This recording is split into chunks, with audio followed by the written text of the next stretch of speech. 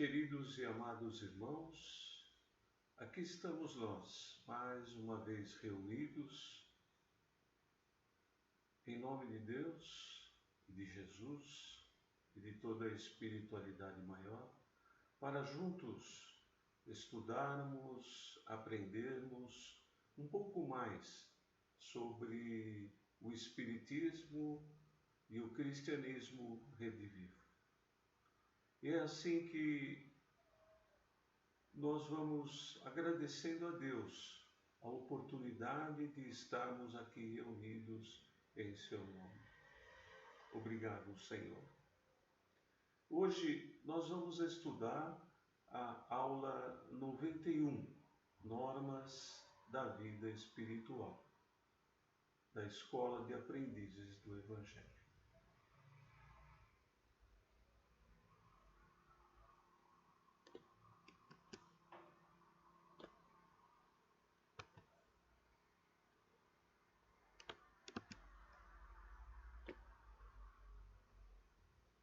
Nessa aula, nós vamos ter a oportunidade de estar revendo algumas aulas que nós estudamos atrás, porque essa aula tem por objetivo nos mostrar as normas da vida espiritual em relação àquelas leis que nos impulsionam dentro da vida espiritual, aquelas leis que nos proporcionam estarmos atentos para podermos então, dentro do processo reencarnatório, evoluirmos na nossa vida espiritual. E a primeira das leis é a lei da evolução. E isso nós vimos há 6 aulas atrás, lá na aula 86, né? Quando nós estudamos ali a lei da evolução.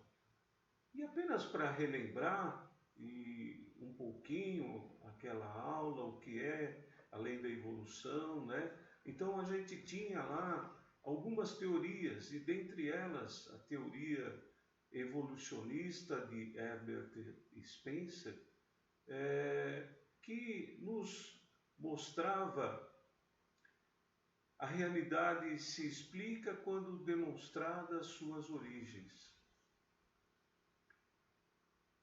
E também nos mostrava que dentro da lei da evolução, tudo passa da homogeneidade para a heterogeneidade. Isso significa que a grande maioria os sais, por exemplo, que a gente dissolve eles na água, eles acabam se tornando cristais. As sementes que são lançadas ao vento, elas germinam. As nebulosas que se expandem e formam planetas, o homem, por sua vez, que se aperfeiçoa e evolui física e mentalmente. Além de Herbert Spencer, ali naquela aula, o Edgar Armond nos trazia ali algumas coisas a respeito de Friedrich Nietzsche. Ele foi um filósofo alemão, e a filosofia dele estava baseada em algumas coisas que podem nos parecer, a princípio, coisas que não são tão cristãs dentro daquilo que nós aprendemos na filosofia, nos ensinamentos do Cristo. Então ele, até por conta de que o Friedrich Nietzsche foi muito influenciado por um profeta que existiu 500 anos antes de Cristo e se chamava Zoroastro. E uma das obras principais de Friedrich Nietzsche era Assim Fala Zoroastro. Foi o livro mais vendido no século XIX. Acho que é isso daí. Foi o livro mais vendido no mundo. Assim falava Zoroastro. E ele pregava essas coisas de ausência de bondade, que a verdade seria aquela beleza do homem, a verdade que maltrata, que agride, não a verdade que auxilia e que faz com que o homem evolua. De que a prevalência do valor supremo de mando e de poder era uma outra coisa que Friedrich Nietzsche pregava na sua filosofia. E ele pregava também que não caminhamos para Deus, mas para o super-homem, ou seja, extremamente materialista, apesar de acreditar e de entender muito aquilo que Zoroastro pregava, né? Zoroastro não era absolutamente um materialista, ele era também muito espiritualista.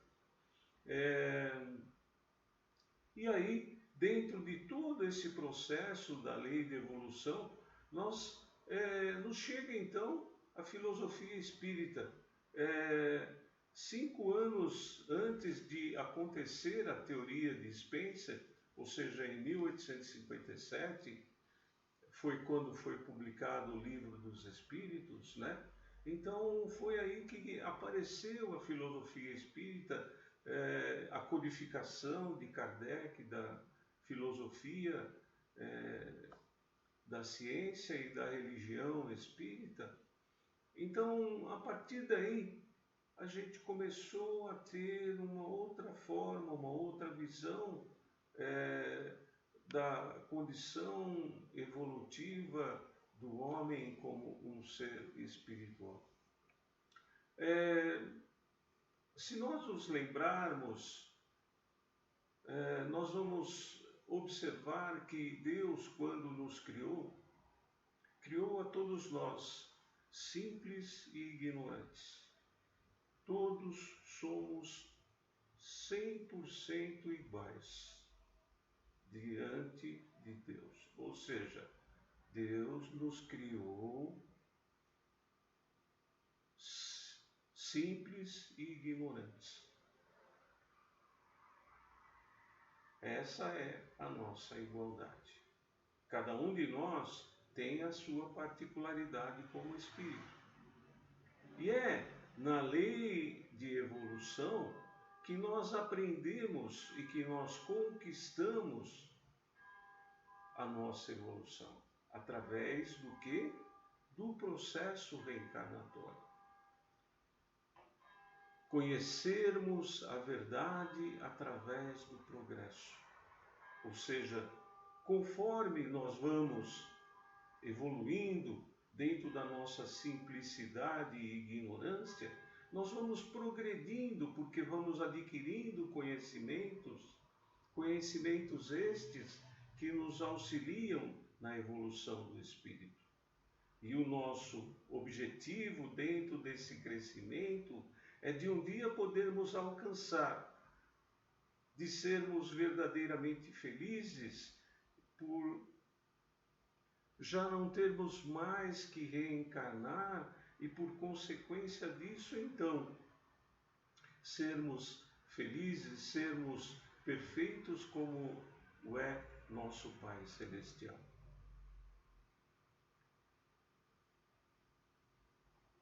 O Espiritismo nos prova a existência divina. Por que o Espiritismo nos prova? Porque pelos seus efeitos é que a gente julga uma causa. É porque todo efeito inteligente decorre de uma causa inteligente. E é também porque pela grosseria ou perfeição de uma obra que a gente acaba por aprender e a reconhecer o grau de inteligência de quem a criou. Deus está aí. Deus é amor. Deus é todo o conceito de bondade e de carinho. A prova não é necessária. Salta aos nossos olhos através da natureza. Em tudo que acontece, vemos a existência de Deus. O momento atual que enfrentamos e que vivemos, nesse processo pandêmico, nos demonstra a existência de Deus, o seu carinho para conosco, a sua bênção a nos envolver. Ele dá a todos nós as mesmas chances e permite que cada um de nós, a seu tempo e a sua maneira, conquiste a sua evolução.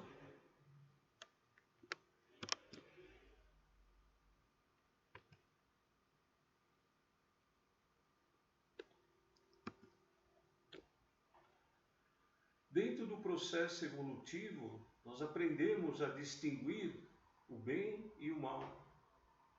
Onde o bem é nós agirmos em conformidade com as leis divinas, praticarmos a caridade, o amor ao próximo, o perdão. Isso é exatamente aquilo que Deus espera de nós. E o que é o mal? É tudo aquilo que contraria a essas mesmas leis.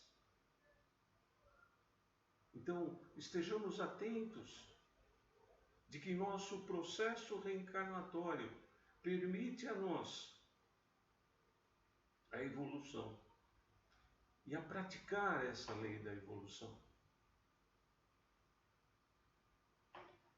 O nosso espírito, ele progride sem cessar. Dentro do quê? Do processo reencarnatório. E o que é o processo reencarnatório?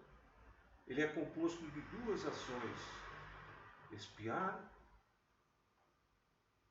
e provar. Aonde expiar significa resgatarmos os males que outrora fizemos ao nosso próximo, ao nosso semelhante. E aonde provar significa aprendermos a obter o conhecimento que o espírito necessita para a sua evolução através das adversidades apresentadas pela vida que vivemos reencarnados, pelas tribulações que nos acontecem na vida e que, na maioria das vezes, essas tribulações e adversidades vêm a partir do processo de expiação. Ou seja, enquanto resgatamos, passamos por provas. As provas permitem que o espírito cresça, evolua. E a experiência da expiação é o resgate, é a ação e a reação. É a gente resgatando aquilo que devemos.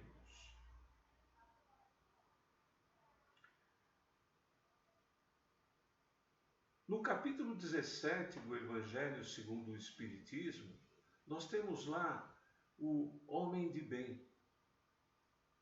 E o homem de bem, ele tem todo um processo que está lá no item 3 desse capítulo 17. A gente elencou aqui apenas alguns deles, aqueles que mais saltam aos olhos, e até de forma resumida. o homem de bem, ele ama os seus inimigos. Ele faz o bem aos que o odeiam. Ele ora por aqueles que o perseguem e caluniam.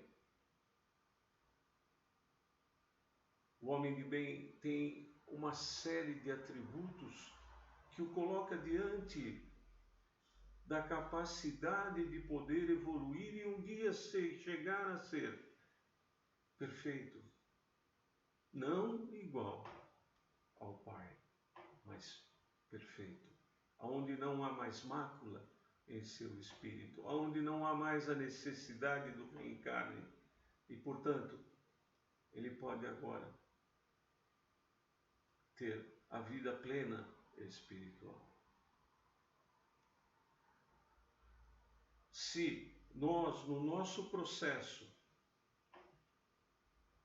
de evolução, nós amássemos apenas aqueles que nos amam, que vantagem nós teríamos disso? Por isso é importante que nós saibamos que, na prática do ser perfeitos, na prática do que é realizada pelo homem de bem, perdoar, mas perdoar aqueles que nos ofendem, é realmente declarar de maneira absoluta a realização do nosso amor ao próximo. Porque amar só aqueles que nos amam, não que nós não devamos ou não possamos nada disso. Absolutamente. É super válido e super importante também. Mas ao inimigo, aqueles que nos odeiam, que nos caluniam, nos perseguem, é muito importante que a gente os perdoe.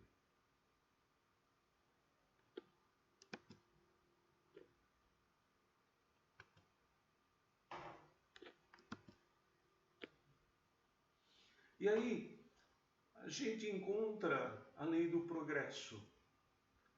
A lei do progresso nos traz algumas considerações bastante interessantes a respeito da nossa evolução, da evolução do espírito, né? Das normas da vida espiritual. Nós temos o progresso moral e o progresso cultural, onde o progresso moral é calcado em nós mesmos através da nossa busca íntima em melhorarmos as nossas ações morais. E o nosso progresso cultural é a nossa evolução dentro daquele mundo em que vivemos. Por exemplo, vivemos no planeta Terra e todos temos que nos educar. Faz parte do processo cultural. E dentro do processo cultural nós temos o estado de natureza, que é da onde nós partimos, o ponto de partida, que é a nossa infância espiritual, a infância da humanidade. Nós temos a lei natural que rege toda a humanidade e o homem melhora quanto mais entende a prática desta lei. Quanto mais a gente entende e se aproxima da natureza, se espelha naquilo que a natureza nos oferta de ensinamento, mais a gente entende a prática da lei natural. O nosso progresso, o progresso humano, ele não retrocede. Tudo que aprendemos fica gravado. Por isso, o espírito não retrograda, ele não volta para trás. Até onde ele aprendeu, até onde ele conquistou, permanece, fica gravado em nosso perispírito. A nossa evolução, a evolução do homem, é uma coisa natural. No nosso convívio social, aqueles que estão mais adiantados auxiliam aos demais. E essa é uma prática absoluta do amor ao próximo. Além do mais, essa prática nos lembra de um ensinamento do Cristo. Aceita teu próximo como ele é. Não julga ao teu próximo. É muito importante que na prática do amor ao nosso próximo e no processo evolutivo, a gente o faça sem firmar nossos pés sobre os ombros ou as costas dos menos favorecidos ou evoluídos. A evolução moral, ela acompanha a nossa evolução intelectual. Evoluir moralmente é estarmos dentro daquele preceito que acabamos de falar, do homem de bem, do capítulo 17 do Evangelho segundo o Espiritismo. A evolução moral, ela nos prepara, nos assiste e nos mantém ativos dentro daquilo que Jesus trouxe de ensinamento para nós. A evolução moral é aquilo que permite a nossa compreensão absoluta de distinguirmos o bem e o mal. O Espiritismo, ele veio exatamente com o intuito de proporcionar a continuidade daquilo que o Cristo deixou para nós quando aqui esteve. Foi o Cristo mesmo quem disse: e eu lhes trarei um novo Consolador. E aqui estamos. Pode ser que tenha até outro Consolador. Mas estamos aqui para este papel, de sermos aqueles que auxiliarão. E foi aquilo que Kardec trouxe para nós através da codificação do Espiritismo. Ele não veio simplesmente, o Espiritismo não foi trazido simplesmente por uma aparição. Ele foi estudado, foi pensado, foi feito a mãos do plano físico e do plano espiritual. O Espírito da Verdade e todos aqueles espíritos que com ele participaram da formação do Pentateuco do Espiritismo, auxiliaram ao nosso irmão Kardec na sua criação. E o objetivo é de que, através do Espiritismo, possamos trazer novos aprendizados, e continuarmos aquilo que Jesus nos trouxe, trazendo complementações a respeito de todo o seu ensinamento.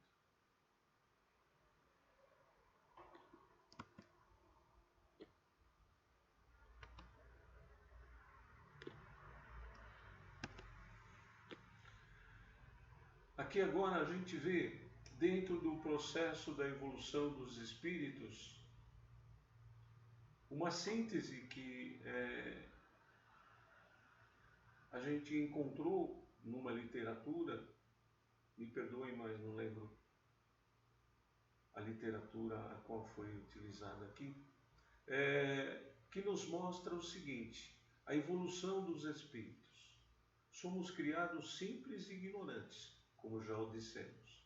E dentro da lei da evolução é a que possibilita ao espírito caminhar da ignorância para a sabedoria. Não nascemos simples e ignorantes. A lei da evolução vem e permite, através do processo reencarnatório, que a gente inicie nossa caminhada.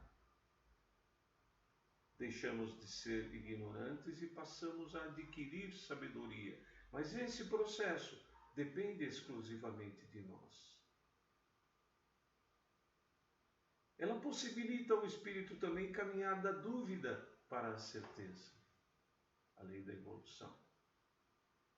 É quando nós não sabemos e procuramos o conhecimento e aí saímos da dúvida para a certeza. É quando ela também nos possibilita caminhar do determinismo do meio para o livre-arbítrio próprio.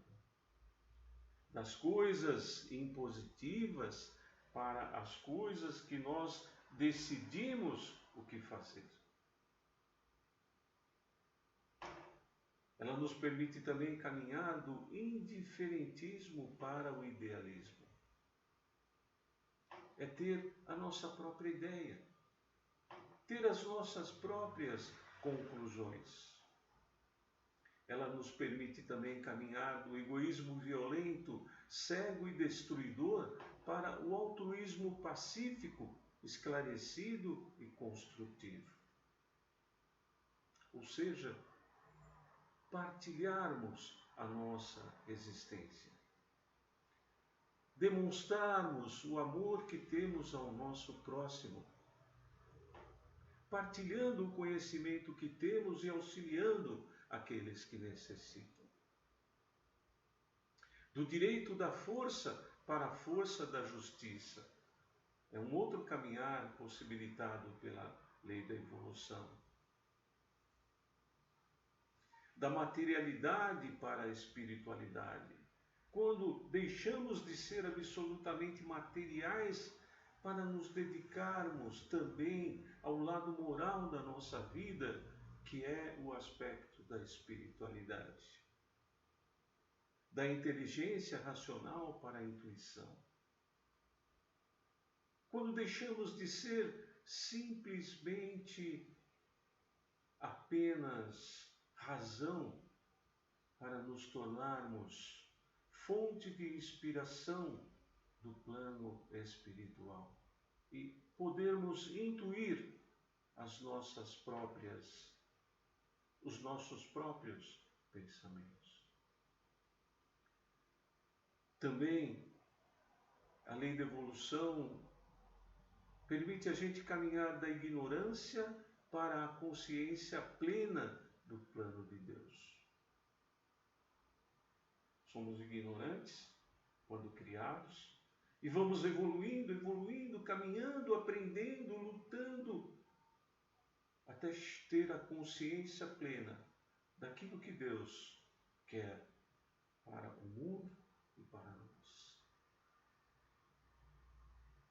E aí, queridos irmãos, eu digo para vocês o seguinte: viver é saber distinguir entre tudo o que nos é permitido e tudo o que nos convém. É saber fazer o uso consciente do livre-arbítrio, mas acima de tudo é viver sem ter medo de ser feliz. Não é nos acovardando a enfrentar a vida que nós vamos adquirir a oportunidade do progresso da evolução. Mas é sim sendo abnegados, não esmorecendo diante das adversidades e das tribulações. Ao contrário, lutando, aceitando como forma e fonte de ensinamentos.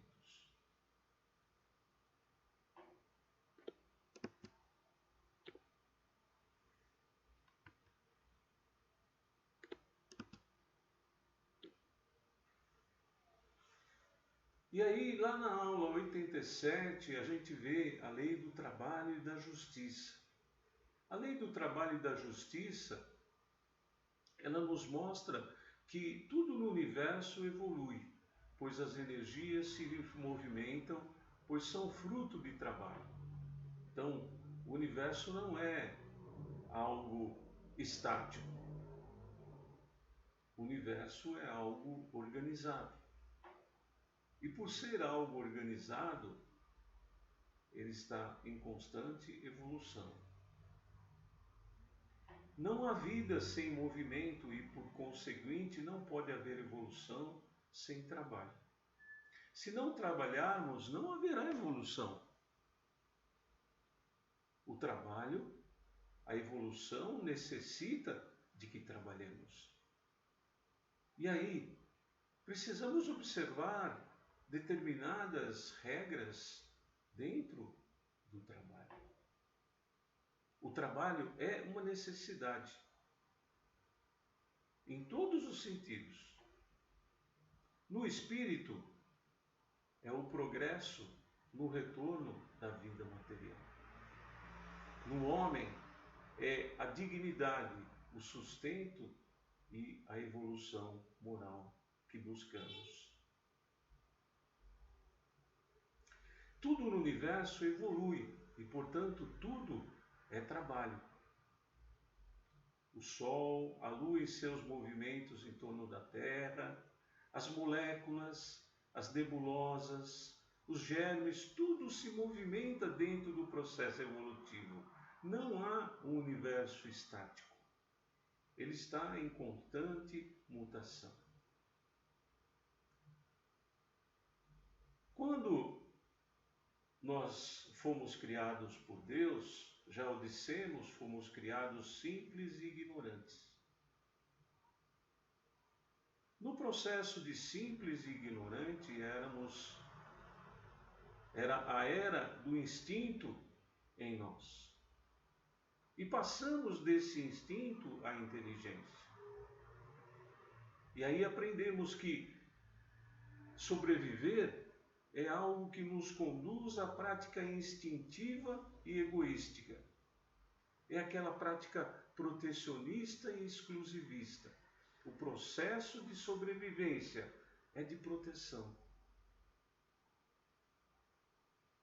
Ele é egoísta. Pelo próprio princípio instintivo que ele traz em si. Por exemplo, o processo natural dos animais em se alimentarem de animais menores.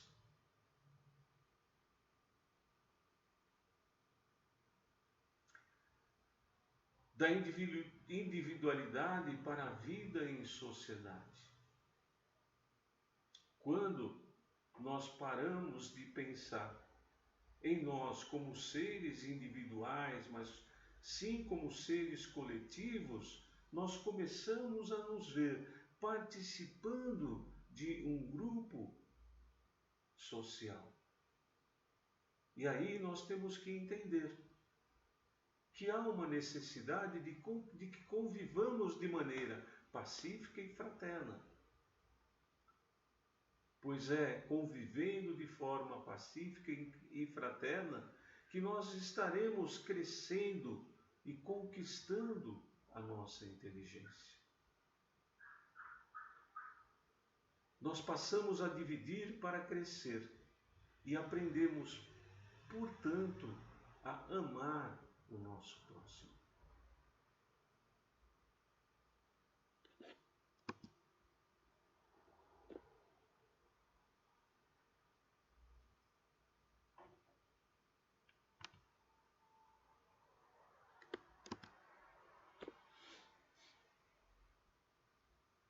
O trabalho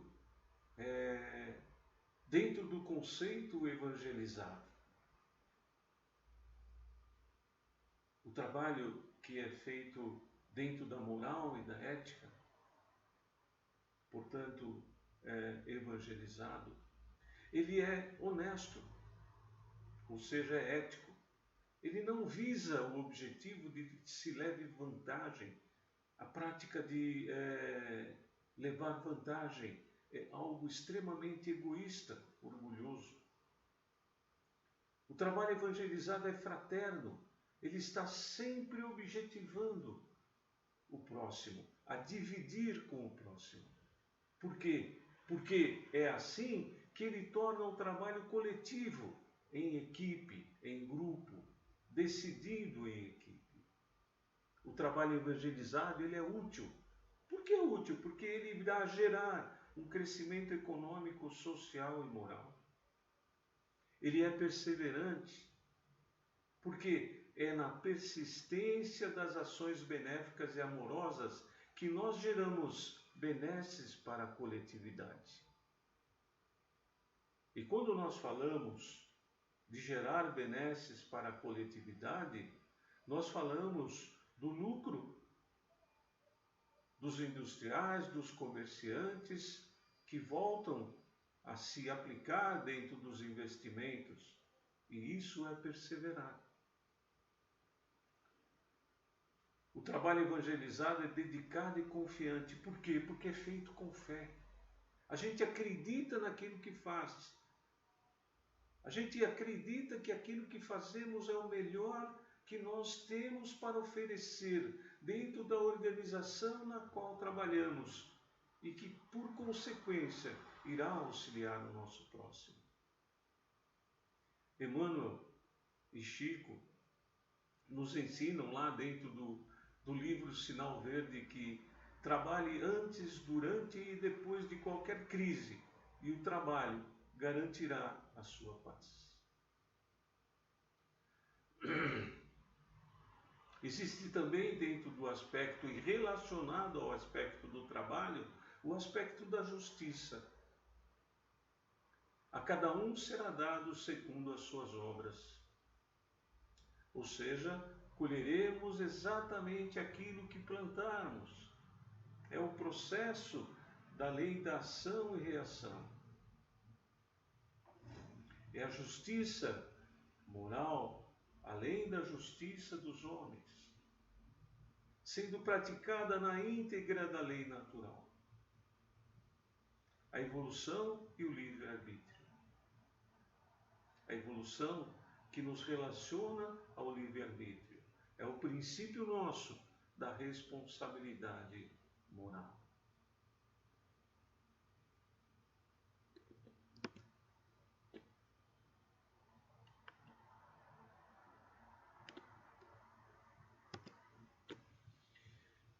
E aí nós chegamos então à aula 88, que nos dizia, que nos colocou, nos ensinou, nos trouxe sobre a forma de apresentação a lei do amor. E para falar da lei do amor, como definir o amor? Nós poderíamos dizer que é sentir um prazer inexplicável em estar com e auxiliar ao seu próximo. Nós poderíamos também dizer que o amor é alguma coisa incondicional.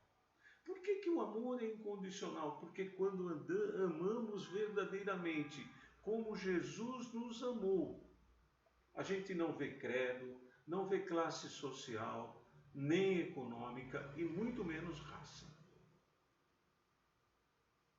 E outra coisa, há pouco a gente falava em amar o nosso inimigo. E falamos novamente agora. Quando nós amamos incondicionalmente, não importa se é amigo ou inimigo, amamos, sem distinção. Amar também é viver em harmonia com o universo. Porque se vivemos em harmonia com ele, sabemos nos oferecer a quem quer que seja. E amar é a tônica de todo o homem de bem. Está lá no capítulo 17 do Evangelho segundo o Espiritismo. Leiam. Na lei. E aí a gente fala um pouco do egoísmo apenas para ter um contraponto em relação ao amor. O egoísmo é o benefício do presente ou a cobrança do porvir. O benefício do presente porque é na matéria. E aí, egoisticamente pensamos apenas e tão somente em nós. E quando chegamos lá na vida espiritual, a eterna, chegam as cobranças do que deixamos, porque pensamos só em nós, porque não praticamos a lei do amor, porque não amamos o nosso próximo. Amar exageradamente a nós mesmos e as coisas materiais é não dividir o nosso amor com o nosso próximo. É ter ausência absoluta da caridade e do amor ao próximo. E é ainda não perdoar. Isso tudo são as práticas egoísticas.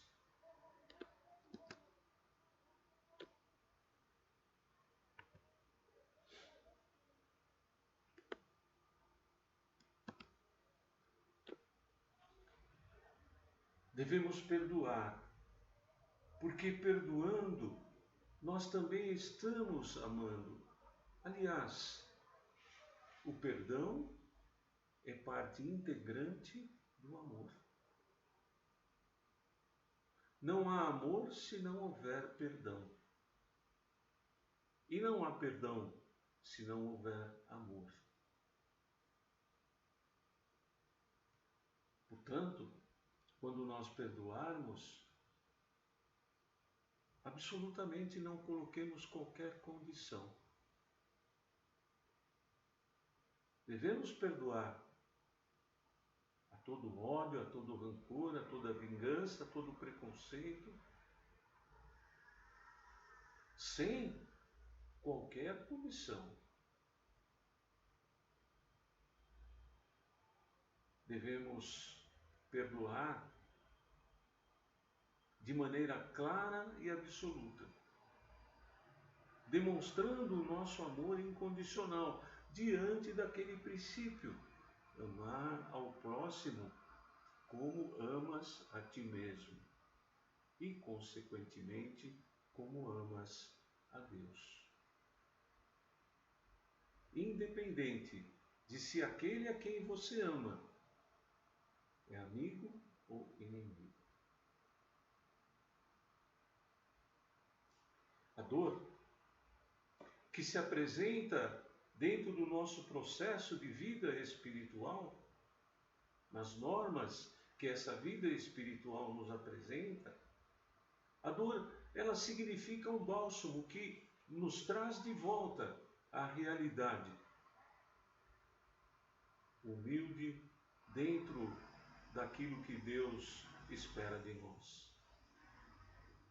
A dor, ela nos auxilia na nossa evolução, porque é através da dor que nós aprendemos a reconhecer as nossas dívidas, a nos arrependermos das nossas dívidas, a expiarmos as nossas dívidas e a repararmos as nossas dívidas.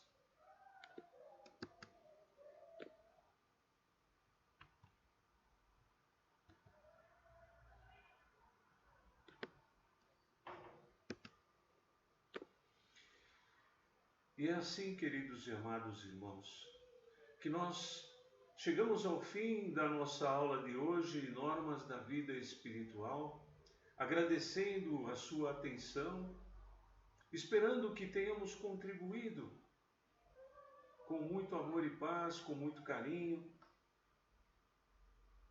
na apresentação dessa aula. Que Deus, em sua infinita bondade e sabedoria, possa envolver a todos nós em muito amor e muita paz. Que assim seja.